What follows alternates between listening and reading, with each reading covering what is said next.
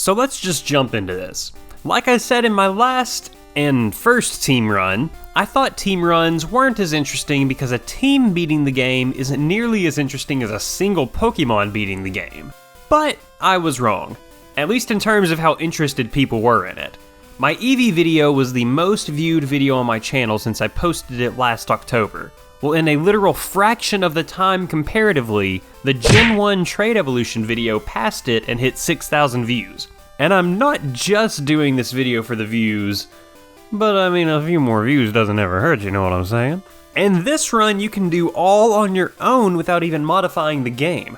Today we're going through Pokemon Yellow with only the in-game trades. They're different from Red and Blue in-game trades, and I made sure to search it on YouTube, and as far as I can see, this is a challenge that no one has posted a video of yet. There's no lock on who can do challenges, there's tons of repeats, but it's nice to be the first one to do a specific challenge. So let's take a look at all the in-game trades in Yellow. Mr. Mime with a specialization in Special and Speed, Machoke, who hits incredibly hard, Dugtrio, who never actually made it on my team, but I'll explain that later, Parasect, who made a decent tank, Rhydon, which doesn't really need an explanation, Dugong, a really cool Pokemon, and Muck, a surprise warrior in the run. Geez, that was a lot to say. We got rules. I'm only going to be using these Pokemon that I just talked about in battle. HM users, used outside of battle only. I also had to use one Pokemon just up until I got to the first trade. No items in battle. Easy to understand. And I won't be evolving any of these Pokemon, because they're all fully evolved already. Except Machoke, it evolves whenever it gets traded to me. I guess I could have pressed the B button, but I let that one slide. So I didn't modify the ROM to change the Pikachu you get at the beginning of the game, but I made sure to lose the battle at the beginning so that my rival evolves Eevee into Vaporeon. Just cause. I didn't really want to use Pikachu, so I went and caught a Mankey until I could access one of the trades. Again, just cause. I named it Hampton, but that doesn't really matter. I beat Brock first try with Mankey, not that I didn't expect to. It was an easy battle. I caught the first Pokemon that I needed to trade in Mount Moon being a Clefairy. I didn't bother nicknaming any of these Pokemon that I trade, just because they're gonna get traded. The rival battle on Nugget Bridge, short version. Karate Chop killed everything, but I had 2 health left, and Eevee used Tail Whip instead of attacking. Sweet. And here is where the run actually should have started. I thought I would have to have the cut HM to get the very first trade, but I actually didn't. This building is where the Flash HM is, and it's cut off by a tree, so I assumed the very first trade was in that exact same building. So I should have gotten the first trade, but I didn't. At least at this point. So I should have gotten the first trade at this point, but I didn't. It happens. Misty battle, still with Mankey on my team. Starmie's Bubble Beam is deadly, and Mankey just couldn't handle it. I decided to skip it and go get cut, still thinking I would need it for the trade. I literally only used Karate Chop in the rival battle on the SSN, and everything died. I went back to Misty, and the levels I picked up made it a lot easier. Starmie still used Bubble Beam, and it still hurt like crazy, but then it used Tackle, and she used an X Defend next turn, giving me an opening for the win. Like I already said, I would have totally gotten the trade if I had just known, but from here on, this is where the fun begins. I went through Diglett Cave to reach Route 2 and picked up the first trade, Mr. Mime, nicknamed Miles. The first major battle after getting Mr. Mime was Lieutenant Surge. Since it's yellow, he only has Raichu, but it's got a pretty decent level jump compared to Red and Blue. I hit level 24 before taking him on. Mr. Mime's special is pretty decent, so I started setting up Barrier, but Thunderbolt takes more than half of my health. So the first battle didn't go very well. I did the exact same thing next time, and Surge used an X-Speed and Growl, totally letting me wail on him.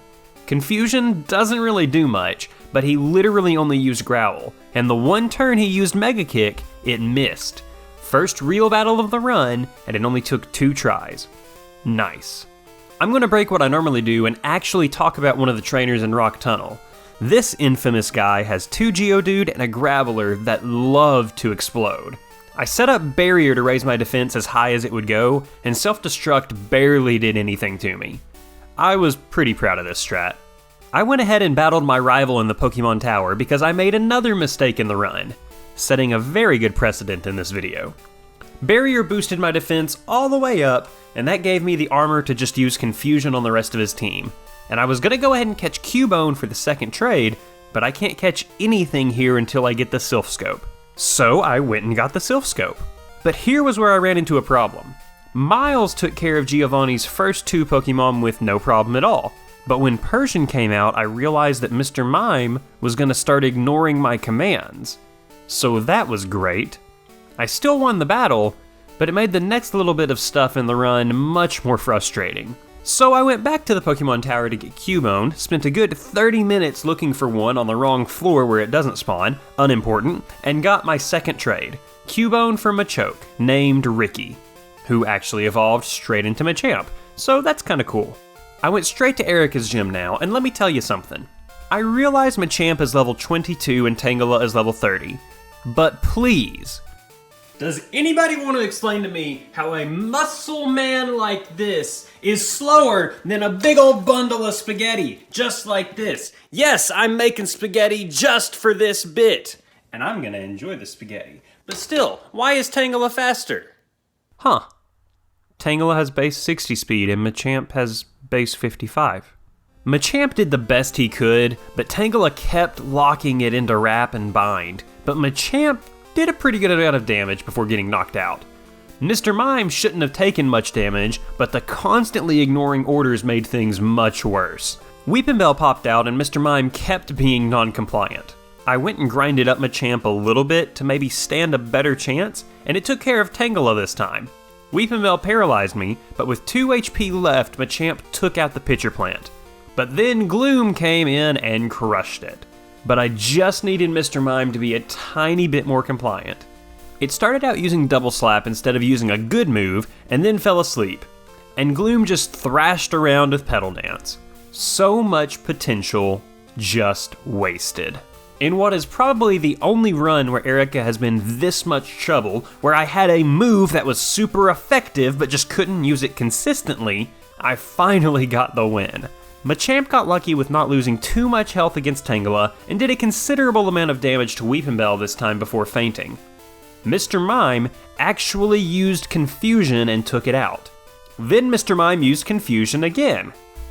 And then he used it for a 3rd turn in the row. He had to be just as tired of this run as I was. I wanted to go ahead and take on Koga, thinking it would be an easy win with Mr. Mime. And it definitely was. Confusion didn't ever one-shot his Venonat except for on a critical hit, but 2 took them down, and they never did much damage to me at all. Venomoth with Stab Leech Life definitely could have been a game changer, but Koga used an X attack 2 turns straight, giving me the win. No joke, 1 more Leech Life and I was done. Good job, Koga. Getting the Soul Badge from Koga let me surf and go get the other trades to finish out our team. Tangela and Kangaskhan were in the Safari Zone, and I traded Tangela on Route 18 for a Parasect named Spike. Kangaskhan, also in the Safari Zone, and Golduck on the route above Vermilion were traded in the Cinnabar Science Lab for Sticky the Muck and Buffy the Rhydon. I grabbed a Growlithe from the Cinnabar Mansion to get the final Pokemon for the team, Cezanne the Dugong. I guess that's how you say that name, I really have no idea. Now, I talked about Dugtrio at the beginning being an in-game trade, and it is, but you can't get a Lickitung to trade in yellow before the Elite Four. It's not in the Safari Zone this game, it's in the Cerulean Cave. So probably the Pokemon I like the most out of all the trades, and I don't even get to use it. Since I was already here on Cinnabar, I thought I'd just see what would happen with every Pokemon basically being at the level I got it with no extra grinding. Rhydon was too weak to effectively do anything, so I went with Dugong as the main hitter in the gym. And Dugong did okay, but the level difference made a huge impact on the battle. I tried to cobble together what I could with the rest of the team, paralyzing Rapidash. And that paralysis let level 21 Rhydon get lucky enough to take down the level 50 Rapidash. Honestly didn't expect that at all. But Arcanine was a much tougher opponent. I poisoned it with Muck, took it to half health with Machamp, but a crit flamethrower on Mr. Mime kept me from winning. Next attempt, and I got much luckier. Rapidash only went for Fire Spin, so when the inaccurate move did hit, it wasn't nearly as powerful. Having Dugong going up against Arcanine was a much appreciated change from the first one. And then it did the dumbest moves ever instead of just taking me out. The rival battle in Silphco was definitely a doozy. Parasect was double weak to Sandslash's Poison Sting because of Gen 1 typings, but Mega Drain did the job in 2 turns. But the health I recovered wasn't enough to make me feel comfortable, and I was poisoned. I paralyzed Magnemite and swapped out to Muck, not thinking he would do much, but so I could save the heavy hitters for the rest of the team. But surprisingly, Muck took it out, and even got to poison Ninetales before getting knocked out. I pulled in Rhydon, and Earthquake was able to destroy Ninetales and Kadabra, but Vaporeon put a stop to it almost immediately. Psychic absolutely returned the favor though, taking care of my rival here. And let me just brag on Spike the Parasect for a minute. He took down Giovanni's entire team. No joke. I paralyzed Nidorino and spammed Leech Life since Bug and Poison are effective on each other in Gen 1, keeping me at a very comfortable health level. Persian hit a critical bite and dropped me to 3 health, but I paralyzed it, used Mega Drain to restore health, and Giovanni used a Guard Spec and Payday, so an item and a not very strong move. The next turn he used Screech, again, another instance of the CPU just refusing to finish me off when they would have won the battle. Rhyhorn was a one and done on Mega Drain, and I got back in green health. I used Stun Spore on Nidoqueen and swapped between Mega Drain and Leech Life to finish it off. Parasect had to hustle a bit, but it did, and it made a difference. I really wanted Parasect to keep dominating against Sabrina, and he did a decent job. Abra obviously wasn't bad, but it did hit with Flash, lowering my accuracy. Had Kadabra not had an X-Defend used on it, and not had Recover, I really think Parasect would have taken it out, but it couldn't stack up against it. Machamp was definitely not the smart choice here, but I swapped Ricky in and used Dig to take it to 1 health. Then got one shot with Psychic. I pulled Muck in, and yes, this was not a smart move, I was just trying to poison it. Then died. Alright. Rhydon now. Much smarter choice. Kinesis lowered accuracy, but Earthquake was an overkill crit. I thought another Earthquake would take out Alakazam, but Psychic one-shot me instead. I didn't have many choices left, so I just surfed with Dugong for a few turns. Recover made for an annoying few turns in the battle, but thank goodness Psywave is a terrible move, and I picked up the win with a very inferior leveled team, and that is going to become more and more apparent in just a few battles. Like in Giovanni's gym. Parasect was clutch and didn't get hit with Fissure from Dugtrio twice, then avoided Sand Attack, and learned Slash. So Parasect came in this battle guns a-blazing. Anyway, I started blasting. Bang! And then Persian almost one-shot me with Slash. I did the same thing, Giovanni used Guard Spec, I did it again, but went down to Fury Swipes. Parasect did a fantastic job though. I pulled in Muck and landed Fire Blast and Pound to take down the cat, and learned Minimize. I won't spam this move, but it does make for a great scenario later. But Earthquake was definitely too deadly for Sticky. Also, what a name. Dugong came in, and Nidoqueen's double kick was incredibly powerful, and then it hit Thunder the very next turn. Dugong was kinda my choice for victory this battle, so that wasn't great. But Rhydon came in and finished off Nidoqueen, and then the King finished me. So this battle involves a lot of trading lives. Sorry, Cap. Miles came in and finished Nidoking, almost got Rhydon, and Machamp, barely clinging to life, finished off Rhydon. Last normal rival battle. Parasect paralyzed Sandslash, and I kept using Mega Drain to take it down. Poison Sting still does considerable damage, but I got through it with much more than half of my health left. I paralyzed Execute and used Leech Life to cash in on that 4x weakness. I did get poisoned, but I was back at full health. I swapped over to Rhydon to handle Magneton, and Earthquake literally destroys the magnets. And then Ninetales was hit by a critical Earthquake, so that guaranteed its burial. And Rhydon held on to take a Psybeam from Kadabra and kept 7 health left, then buried the Psychic thing. I really don't know what Kadabra is.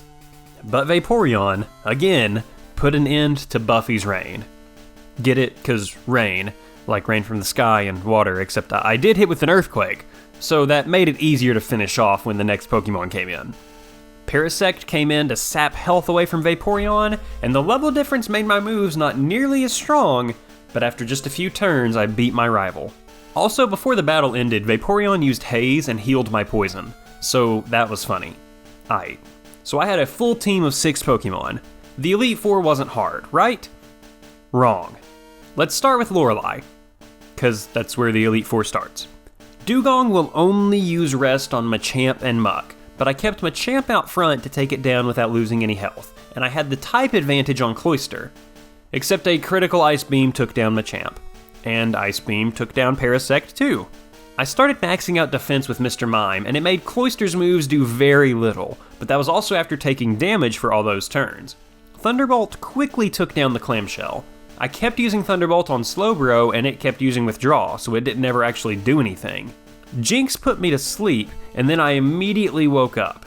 I just started spamming Psychic, hoping to lower its special, and while it was thrashing around, I did get one special drop. Muk, being 23 levels lower, was not the option to go for in this battle, but Jinx was its own worst enemy. I hit Fire Blast with Muk, and Jinx knocked itself out in confusion. Beautiful. Then I hit Lapras with Toxic, so even though Muk fainted just 2 turns later, that Toxic started racking up damage over time. I basically wasted Rhydon, but it's alright. Dugong just had to survive, and before you say anything, I was using Aurora Beam to lower Lapras's attack, but it didn't matter. It only used Confuse Ray and fainted from the clutch Toxic that Muk threw out. I said Muk was a surprise warrior at the beginning of the video, and this is just one of the battles that he busted out. And in the Bruno battle, Muk showed out again. Seriously. At level 33. But that's not for just a little bit. I started with Parasect, and Mega Drain sucked the life out of Onix. I tried to paralyze Hitmonchan, but it wasn't worth it. I started using Slash to get the critical to bypass the X-Defense, and then he busted out Fire Punch, almost taking me out. When Hitmonlee showed up, I had to swap. Here is where Muk was an absolute star. I used Minimize, and I realized how cheap that move can be, but I am 22 levels lower. It is perfectly okay here.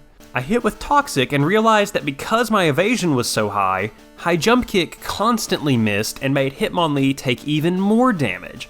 And he had used Double Team a few times so far, so it was only fair. And since I had my evasion up, I just kept Muk out there. I hit with Toxic to slowly take down the Rock Snake, and even with the evasion maxed out, I got hit with Rock Slide, leaving me with 2 HP left over. Pound did nothing, but the Toxic finished off the rock, and out came Machamp. Toxic, of course, and because of the evasion, I kept avoiding every single attack. If it really bothers you, that's totally fine, but I didn't even have to use Mr. Mime. That would have been incredibly easy. This strategy took, well, not skill, but I still won. That's what matters. And Mr. Mime made the Agatha fight super easy, right? No, not in the slightest. Mr. Mime only took away half of Gengar's health. I did not feel confident. I put in Rhydon and kept earthquaking Gengar's substitutes until it couldn't use it anymore, and then I finished it off taking only 11 HP of damage.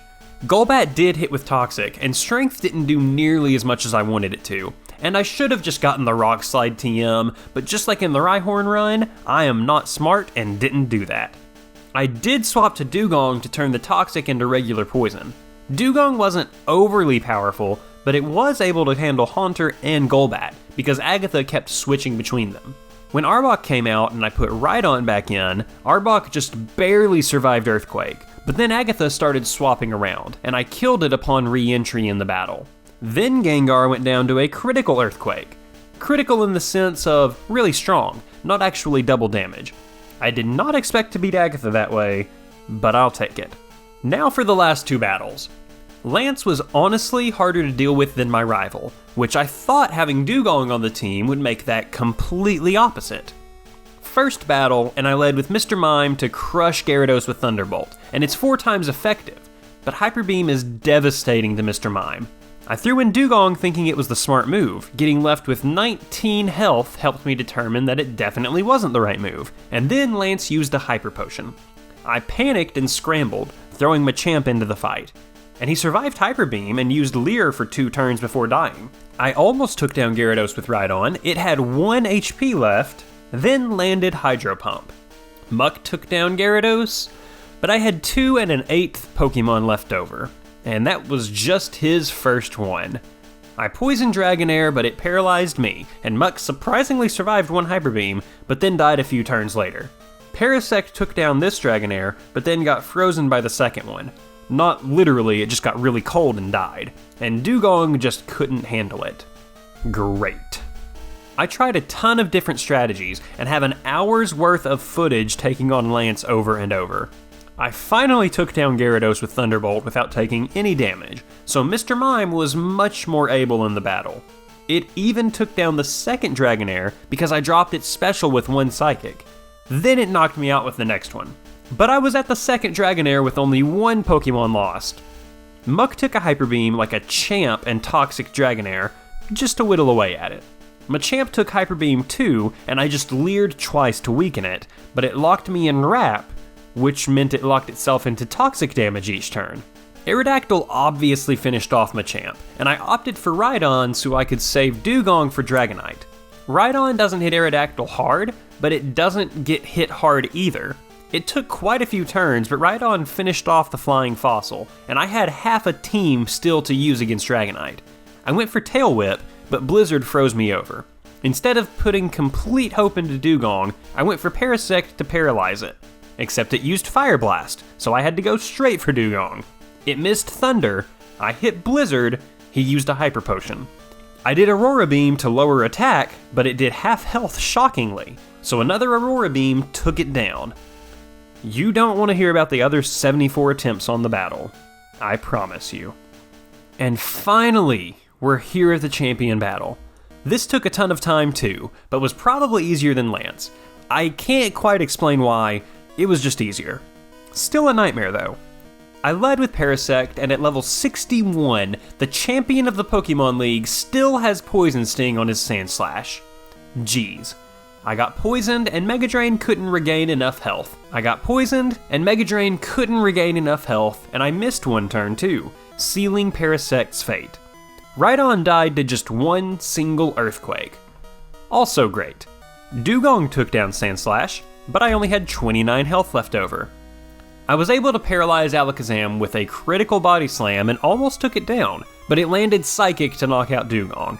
Machamp actually took down Alakazam because Low Kick caused Alakazam to flinch, but then Exeggutor put me to sleep and Leech Seeded me. So I swapped out to Mr. Mime, but even Barrier couldn't save it from getting stomped. I threw in Muck, and what was probably the most boring thing ever proceeded to happen. I used Minimize to avoid being hit, and I landed Toxic, so slowly but surely Exeggutor died, but Muck actually fainted first. Machamp was still asleep, but Ninetales made really poor choices, and Dig took it out. But Magneton, of all Pokemon, actually finished me off. So all things considered, this wasn't a terrible first attempt. Again, I could go over every single attempt, but that's not necessary. I still went for the Parasect lead, used Stun Spore, and tried to recover the health that I lost. Naturally, I got poisoned one of the turns, but Sandslash was actually unable to move one of the turns because of its paralysis. Alakazam foolishly went for Recover at full health, and I landed a Stun Spore. I hit next turn with Leech Life, got a good bit of health back, but then died to Psybeam. At least I paralyzed it and took a little bit of health away. Rhydon's Earthquake went first and knocked out Alakazam, probably the heaviest hitter on his team. I swapped over to Dugong for Exeggutor because the only grass move it had was Leech Seed. I used Aurora Beam once to lower attack, that didn't happen, so then I just went straight for Blizzard, almost taking it out with a critical hit, but Blizzard landed again and the coconut tree got chopped down. Ninetales landed Fire Spin, and sure that didn't hurt hard, but losing a little bit more health from Leech Seed over time was not something I wanted, so I swapped over to Rhydon. Confuse Ray stunk like Rotten Execute, but 2 Earthquakes took care of the Nine-Tailed Fox. Magneton? Yeah, Earthquake. Easy Pokemon on the team, for once. And like usual, Vaporeon took out Rhydon, but it was alright. Muck landed Toxic before fainting. I wasn't actually concerned about winning at this point, but I just wanted a little bit of assurance. Machamp bought some turns by using Dig so that toxic damage could stack up a little bit, and on the second Dig, Machamp took down Vaporeon, and I won the game, beating Pokemon Yellow with only the in-game trades. I had every intention of going and catching a Lickitung in the Cerulean Cave to actually get the final trade, but after finally winning, I was so done. Just pretend I did. Muck was the surprising MVP, and I'm gonna be honest, I was really expecting Dugong to be a lot better than it was. Dugong still did stuff, sure, but was honestly a slightly disappointing Pokemon. Even with a team of 6, at these levels, I felt really proud of this run, and it didn't even require any modification of the game. Not sure what the next run will be. May not even be in this exact same style of video. Of course, that would be terrible for me in the YouTube algorithm, but I'll make whatever kind of video I want, so you might get a video about yodeling next week, I don't know. I'm not gonna make a video about yodeling. Thank you so much for checking out the channel today. Make sure you subscribe, like the video, come back for more stuff, and maybe watch some other stuff on the channel. I can't control what you do, but that'd be pretty cool. Make it a fantastic day, and until next time, see you later!